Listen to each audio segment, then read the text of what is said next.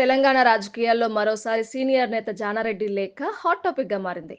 ఈసారి ఆయన ఏఐసీసీ ప్రముఖులకు రాసిన లేఖ ముఖ్యంగా మంత్రివర్గ విస్తరణ నేపథ్యంలో హైదరాబాద్ మరియు రంగారెడ్డి జిల్లాలకు ప్రాధాన్యత ఇవ్వాలని చేసిన విన్నపం రాజకీయ వర్గాల్లో కలకలం రేపుతోంది. ప్రస్తుతం రాష్ట్ర మంత్రివర్గంలో 6 ఖాళీలు ఉన్నాయి. కొత్త పేర్ల ఎంపిక కోసం కాంగ్రెస్ అధిష్టానం తీవ్ర ఆలోచనలో ఉంది. ఈ సమయంలో నల్గొండ జిల్లా కురువృద్ధ నేత జానారెడ్డి రాసిన లేఖ ఆ జిల్లాకు చెందిన నేతల్లో ఆందోళనకు కారణమవుతోంది. ఇప్పటికే నల్గొండ నుంచి 2 మంత్రులు ఉన్నప్పటికీ 3వ స్థానంపై అంచనాలు ఉన్నాయి.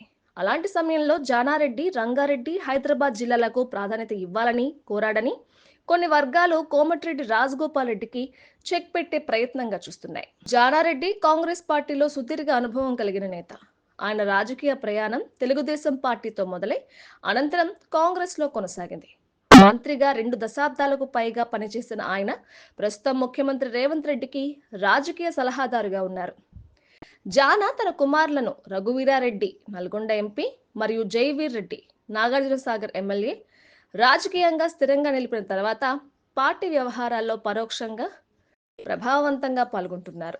ఎమ్మెల్సీ ఎన్నికల్లో తన అనుచరుడు శంకర్ నాయక్ ను తెరపైకి తీసుకుని విజయాన్ని అందించిన జానారెడ్డి పార్టీ హైకమాండ్ వద్ద తన శక్తిని మరోసారి నిరూపించారు. ఈ నేపథ్యంలో రంగారెడ్డి హైదరాబాద్ జిల్లాలకు ప్రాతినిధ్యం ఇవ్వాలని ఆయన లేఖ రాయడం నల్గొండ నేతలకు ఆశ్చర్యం కలిగిస్తోంది. హైదరాబాద్ నుంచి కాంగ్రెస్ తరపున ఎవరూ గెలవకపోవడంతో బీఆర్ఎస్ నుంచి వచ్చిన దానం నాగేందర్కు అవకాశాలు తగ్గాయి. రంగారెడ్డి జిల్లాలో మాత్రం మల్రెడ్డి రంగారెడ్డి, రామ్మోహన్ రెడ్డి వంటి నేతలు మంత్రి పదవికి ఆశ చూపుతున్నారు. ఇదే సమయంలో నల్గొండ జిల్లాకు చెందిన రాజగోపాల్ రెడ్డి కూడా మంత్రి స్థానం కోసం ఎదురుచూస్తున్నారు. పార్టీ ఆయనకు ముందే హామీ ఇచ్చినట్లు సమాచారం. అయితే జానా లేఖతో రాజగోపాల్ రెడ్డికి అవకాశం తగ్గుతుందన్న ప్రచారం సాగుతోంది. లేఖలో ఎవరిపైనా ప్రత్యక్షంగా మద్దతు తెలిపినట్లుగా లేకపోయినా హైదరాబాద్, రంగారెడ్డి జిల్లాల ప్రాతినిధ్యం లేనందుకు విమర్శలు రావచ్చన్న అంశాన్ని హైలైట్ చేయడం నిఖార్సైన వ్యూహంగా కనిపిస్తోంది. పార్టీలో కొన్ని వర్గాలు జానారెడ్డి చర్యను సమర్థిస్తున్నప్పటికీ మరికొన్ని వర్గాలు మాత్రం దీన్ని ఆయన వ్యక్తిగత ప్రయోజనాల కోసం చేసిన రాజకీయ వ్యూహంగా భావిస్తున్నాయి. ముఖ్యంగా రాజగోపాల్ రెడ్డిని అడ్డుకునేందుకే ఈ లేఖ అని వారు ఆరోపిస్తున్నారు.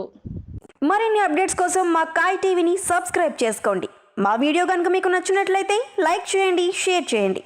మీ విలువైన అభిప్రాయాలను కామెంట్ బాక్స్లో తెలియజేయండి.